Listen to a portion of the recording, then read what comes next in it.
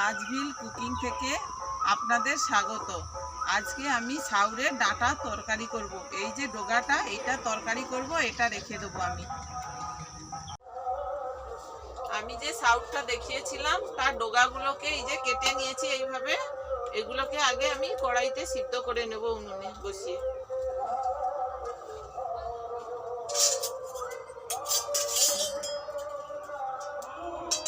উনুনে কড়াইটা বসিয়ে দিচ্ছি।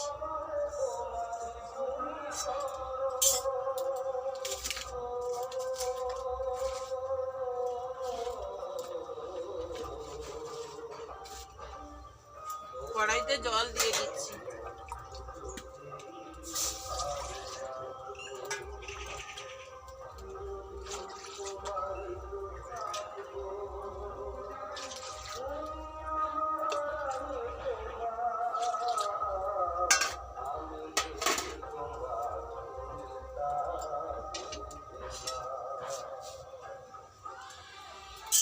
কড়াইতে 2-4 থোপা তেল দিয়ে দেবো, কারণ না হলে কড়াইতে এটা কষ ধরে যাবে।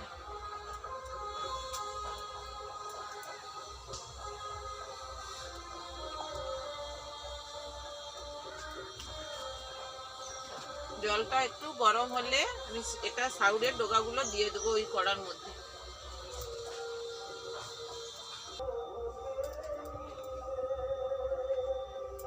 আমি কড়াইতে একটু হলুদ দিয়ে দিচ্ছি।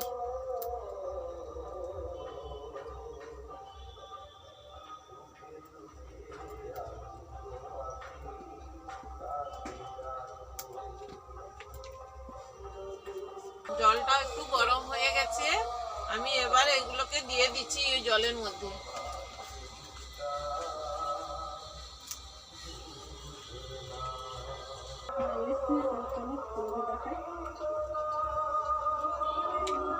আমি সেদ্ধর সময় একটু নুন দিয়ে দিচ্ছি।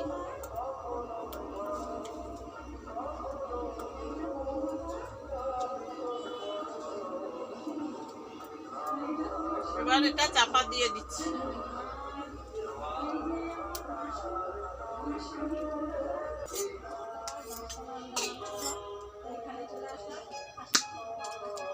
এগুলো সেদ্ধ হলেই অতটুকু হয়ে যাবে, এটা সেদ্ধ হয়ে গেলে কমে যাবে জিনিসটা।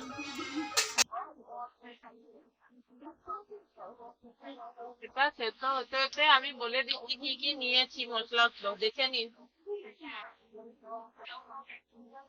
টমেটো কুচি নিয়েছি একটা, ফোড়নের জন্য নিয়েছি শুকনো লঙ্কা, 3টে এলাচ, দারুচিনি, লবঙ্গ, গোটা জিরে, ধনের গুঁড়ি, জিরের গুঁড়ি, লঙ্কার গুঁড়ি একটুখানি, আদা বাটা আর নারকেল কুড়োনো নিয়েছি, আর তেল, হলুদ, নুন আর স্বাদ মতো চিনি। এটা কিন্তু আমি নিরামিষেই রান্না করি, কোনো পেঁয়াজ রসুন দেবো না।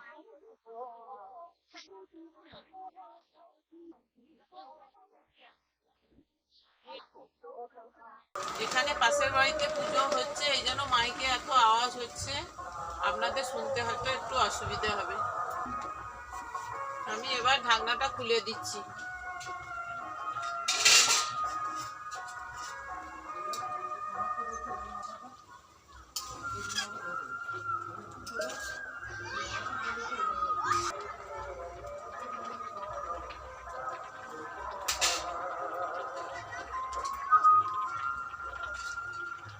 সেদ্ধ হয়ে গেছে, এবার আমি এটা নামিয়ে নিয়ে জলটাকে গড়িয়ে নিচ্ছি।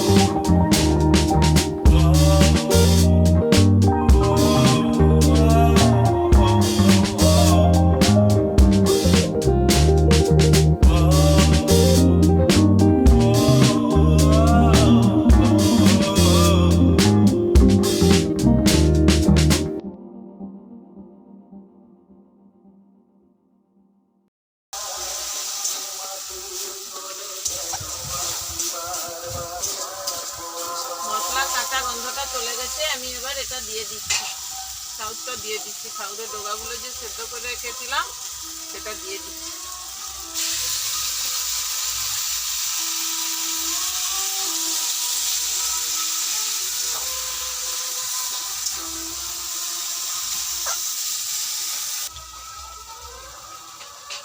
এবার আমি নারকেল কুড়োনোটা দিয়ে দিচ্ছি।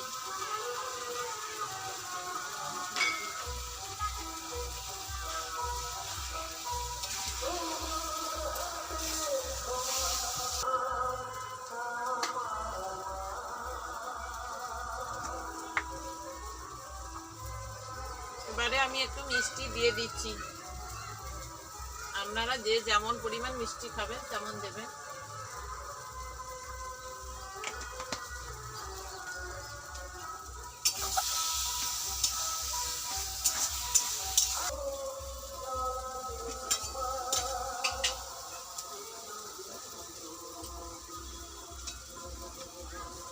এই দেখুন হয়ে গেছে,